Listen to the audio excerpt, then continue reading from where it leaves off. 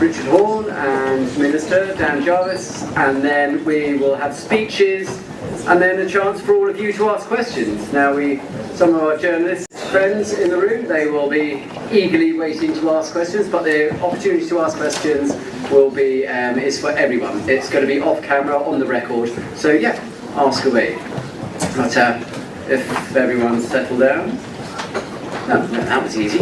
Otherwise, it's going to be much more difficult than that. So why don't we get going, and I'll grab the principals, and we'll take it from there. Thank you. Oh, I should have introduced myself. Okay, go. I'm Darragh. I'm Director of Comms here at National Cyber Security Centre. Hello.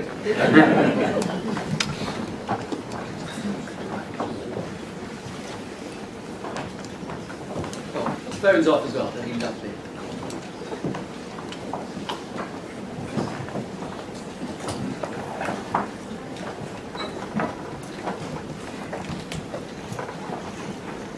Good morning, I'm Richard Horne, the CEO of the National Cyber Security Centre, and thank you for joining us for the launch of our 9th annual review, which feels particularly timely this year. We're joined by the Minister for Security, Dan Jarvis, to whom I now have the pleasure of handing over. Minister.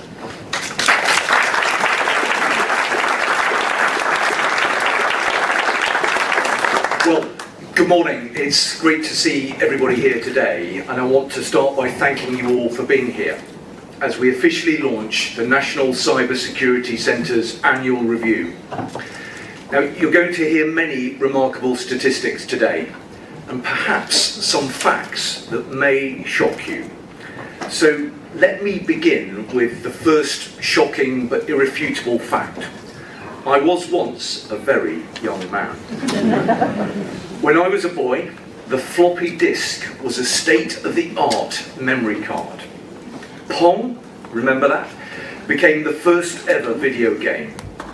Bell Laboratories unveiled its newest invention, a Handel scientific calculator, which honestly I probably should confess never made it on to my Christmas list.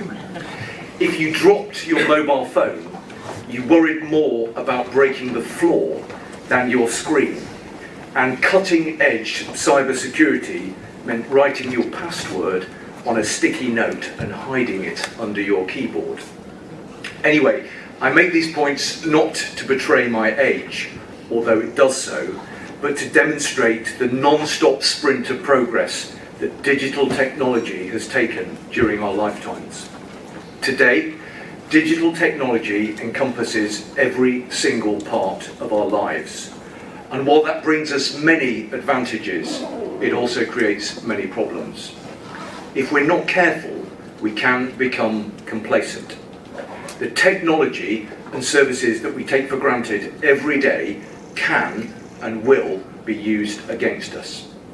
So it's vital for us all to keep pace with technological advancements and ensure that we're using technology responsibly.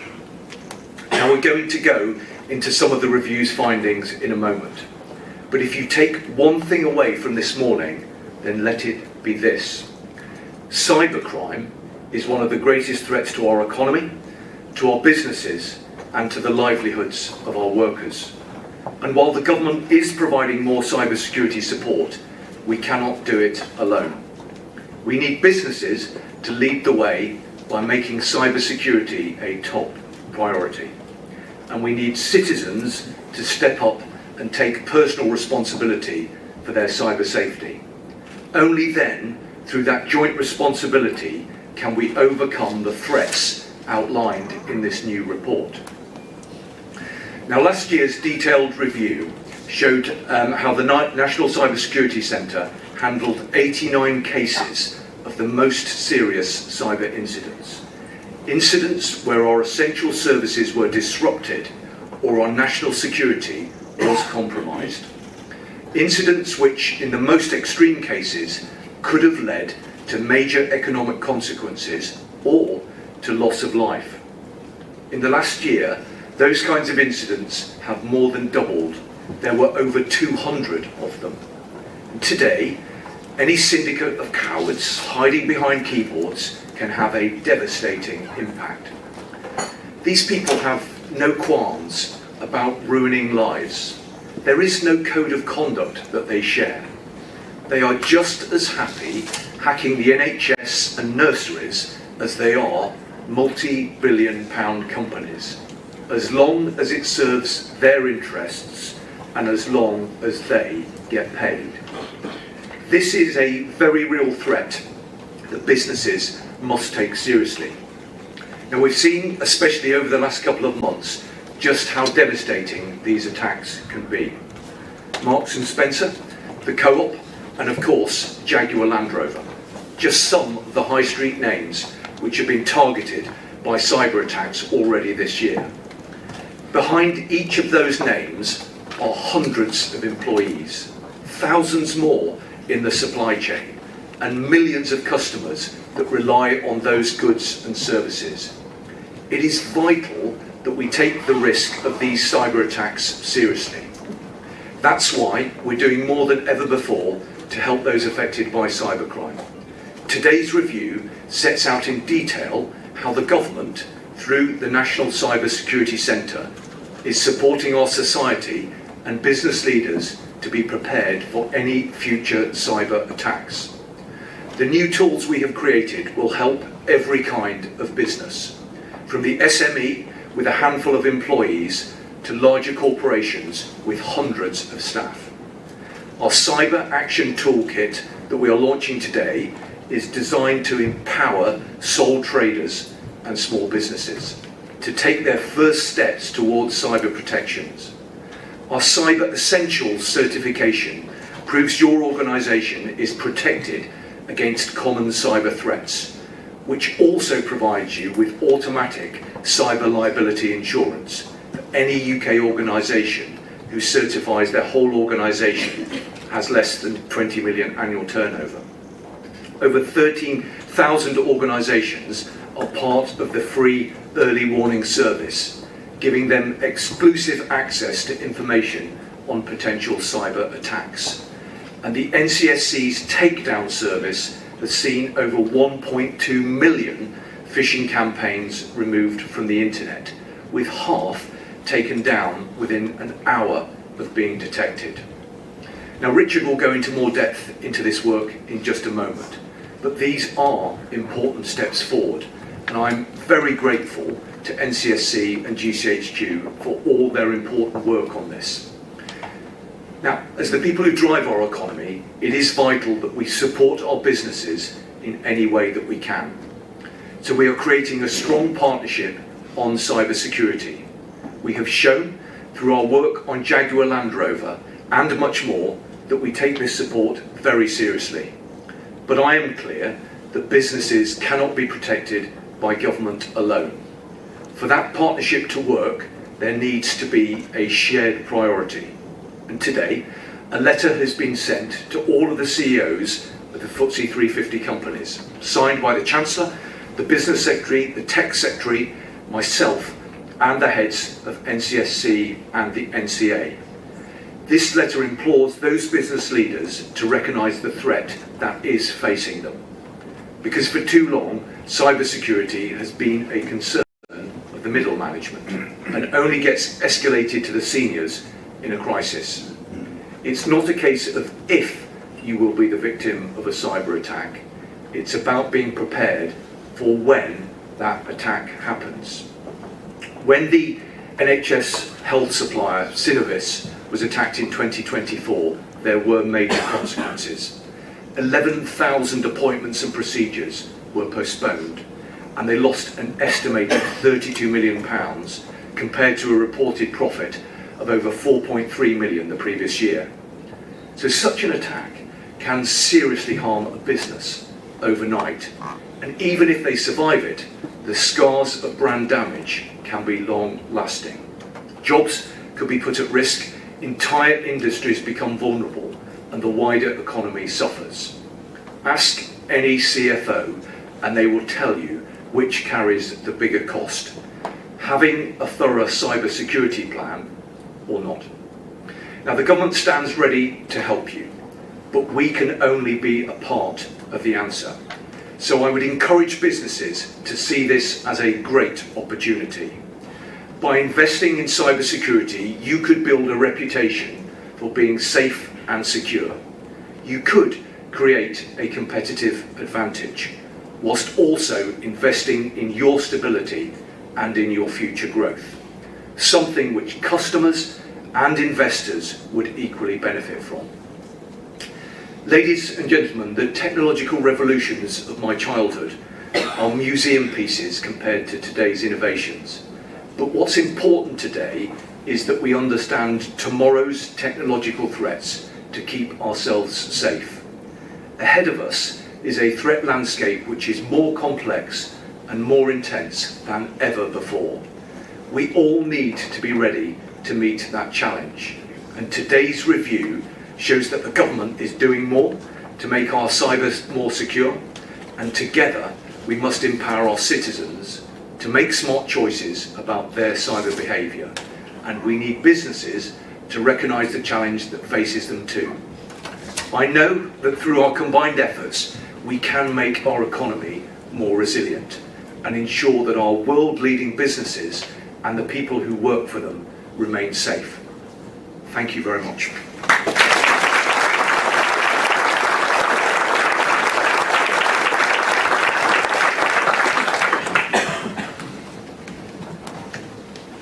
Thank you, Minister. Last year, I spoke to you about the widening gap between the rising pace of the cyber threat and the UK's collective resilience in facing that threat. This year, that gap continues to grow. So today, my message is simple. The time to act is now. Over the past few weeks and months, we've seen household names impacted by cyber incidents across all sectors of the economy, from retail to manufacturing and transport. And those are just the incidents that have made the headlines. Well, you may be able to recall a handful of specific stories. In the 12 months to the end of August this year, our incident management team was asked to support some 429 cyber incidents. When we dig into those numbers, nearly half of all incidents that have crossed our desks have been of national significance, meaning that on average, the NCSC has dealt with 4 nationally significant incidents a week. And 18 were classed as highly significant. Attacks which have a serious impact on central government, UK essential services, a large proportion of the UK population or the UK economy. That is a 50% increase on the previous year, and a marked increase for the 3rd consecutive year. Now, it would be easy to look at these numbers and think we're under siege. We should hold up our hands and admit defeat. But that is not the case. We know that far more cyber attacks fail than succeed. That is not by chance. It's because organisations have built good defences. We're also seeing more organisations able to continue in the face of an attack that does break through because they were prepared.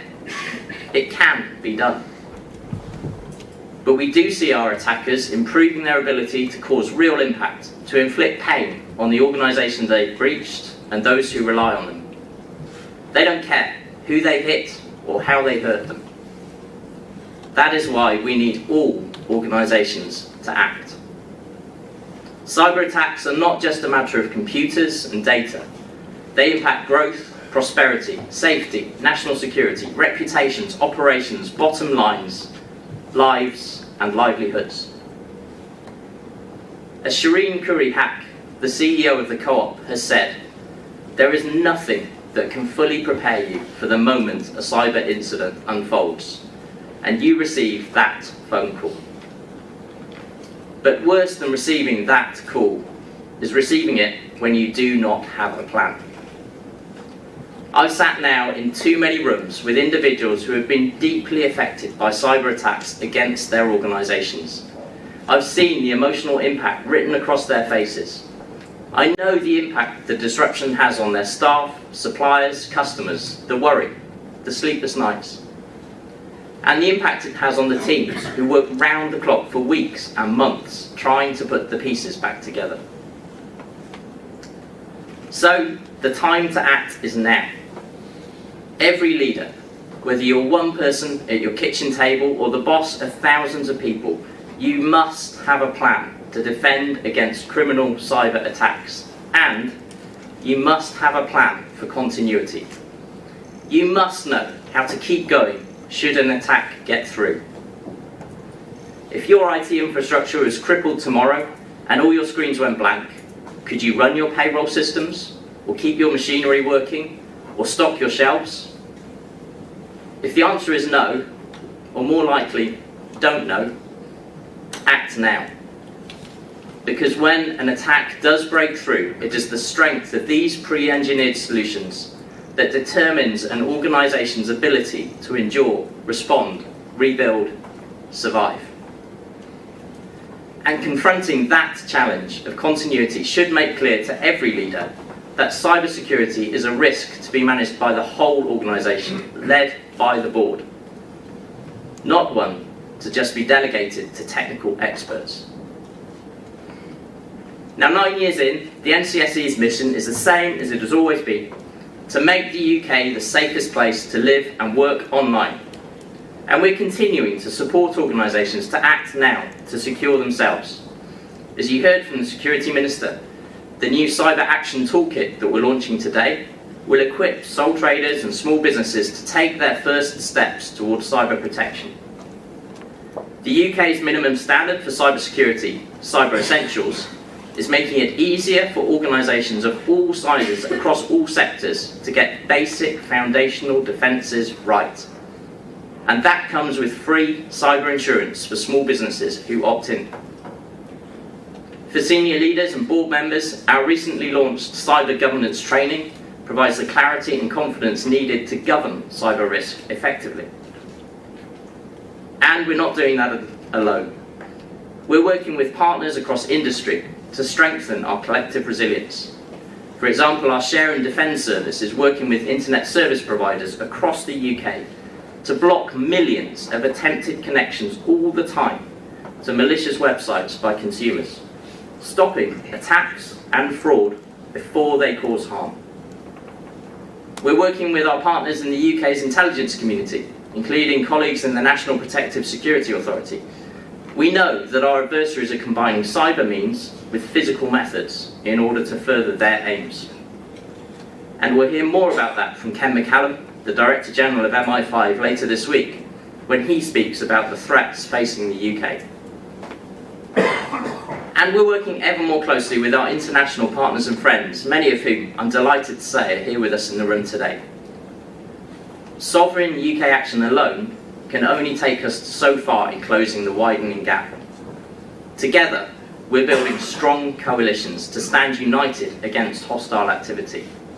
Just last month, agencies from 13 nations came together to warn that 3 technology companies based in China have conducted a malicious global cyber campaign targeting critical networks on behalf of their host nation.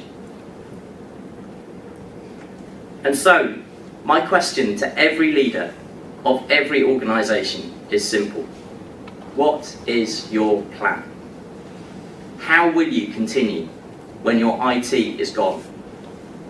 Because that plan must be written by you.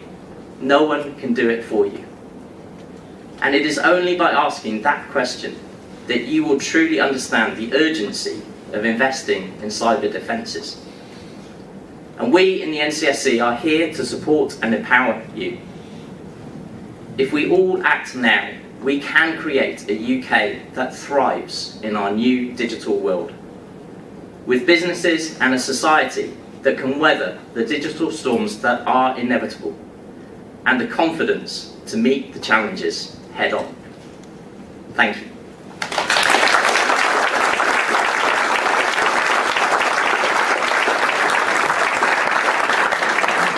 And I'd now like to invite our panel to the stage for the Q&A session.